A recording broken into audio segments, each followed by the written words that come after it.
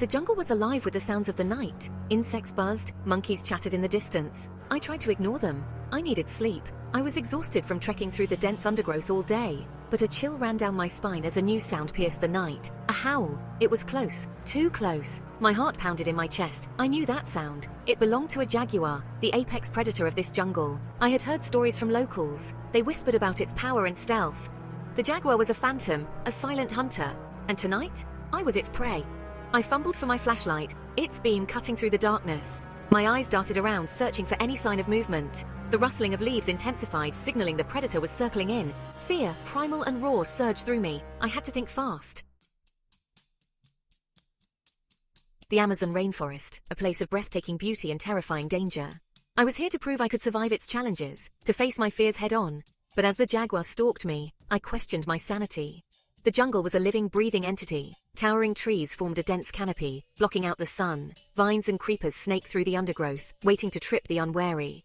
The air was thick with humidity, a breeding ground for insects. Dangers lurked around every corner. Poisonous snakes camouflaged among the leaves. Spiders spun webs as thick as fishing nets. And then there were the larger predators, like the jaguar, always watching, always hungry. I had to be constantly alert, my senses on high alert. One wrong step could be my last. The jungle was unforgiving. It was a test of my skills, my endurance, and my will to survive. My mission was simple: survive for 24 hours in the heart of the jungle with minimal gear. I had a machete, a fire starter, a metal pot, and a basic first aid kit. That was it. No food, no tent, no communication devices. I knew I needed to prioritize. Shelter was paramount. The jungle floor was damp and home to countless insects and reptiles. I needed a safe haven for the night. Water was another concern. The humidity was stifling and dehydration was a real threat. Finding a clean water source was crucial.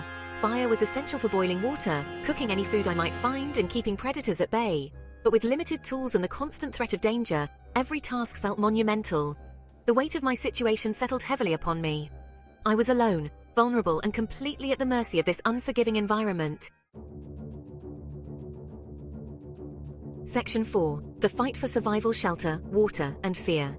Following the faint light of dawn, I started my 24-hour challenge. I hacked away at the undergrowth with my machete, creating a path. My first priority was shelter. I found a spot under a large tree, its roots forming a natural barrier. Using branches and leaves, I constructed a makeshift lean-to. It wasn't much, but it offered some protection from the elements. Next, I needed water. I remembered a trick from my survival training. I found a leafy plant and tied my plastic bag around a branch, hoping to collect condensation. Hours passed. The sun beat down mercilessly. My throat felt like sandpaper.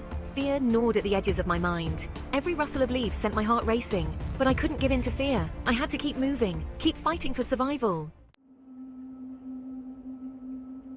To Section 5. The unexpected visitor, friend or foe. As dusk approached, I managed to collect a small amount of water. It wasn't much, but it was enough to quench my thirst. I built a small fire, the crackling flames offering a small sense of security. As I sat by the fire, warming my hands, I heard a noise. Footsteps. Approaching. My heart pounded. Was it the jaguar returning? Or something even worse? I gripped my machete, my knuckles white. The footsteps stopped just beyond the ring of firelight. I held my breath, listening intently. And then a voice. Hola, is anyone there? Section 6. Rescue and Revelation. A shocking discovery. A figure emerged from the darkness. A young woman, her clothes torn and dirty. Relief washed over me. I wasn't alone. She introduced herself as Maya, a local who had gotten lost in the jungle. We shared my meager supplies, finding comfort in each other's company. As dawn broke, we decided to join forces and find our way out of the jungle. We followed a stream, hoping it would lead us to a larger river and eventually, civilization. After hours of walking, we stumbled upon a clearing, and that's when we saw it. A research camp, abandoned. Equipment lay scattered everywhere. But there was something else. A message scrawled on a piece of canvas. Help! They're coming! Who were they? And what had happened here? Fear gripped me once more. This adventure was far from over. It seemed I had stumbled upon a mystery, one that ran even deeper than the dangers of the jungle itself. I knew I had to uncover the truth. The jungle had more secrets to reveal, and I was determined to be the one to find them.